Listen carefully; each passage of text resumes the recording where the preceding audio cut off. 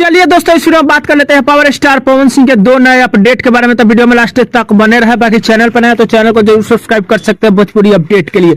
दोस्तों बता दें, ऐसे पावर स्टार पवन सिंह भोजपुरी में काफी दिनों से है, ये तो सबको पता होगा कि भोजपुरी के पावर स्टार है। लेकिन कहीं ना कहीं बता दें, हिंदी में भी पावर स्टार पवन सिंह का काफी जलवे रहे हैं, चर्चे रहे हैं। अब power star Pawan Singh south में भी घुस गए हैं। दोस्तों बता दें, साउथ का एक गाना भी आने वाला है, जिस गाने का टाइटल है ओह मेरी जानू।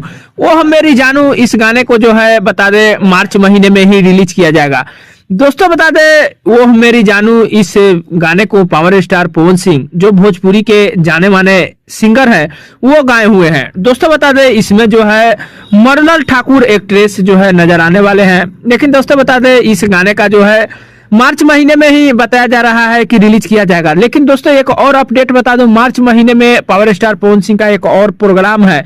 दोस्तों बता दें कि रंगीला बिहारी करके एक प्रोग्राम का टाइटल है, जो कि सेक्टर 62 में जो है नोएडा में देखने को मिलने वाला है। दिल्ली एनसीआर नोएडा में देखने को मिलने वाला है। ये नोएडा इवेंट में जो है पवन सिंह का रंगीला बिहारी एपिसोड है, जो कि बताया जा रहा है 15 मार्च को जो है देखने को मिलेगा।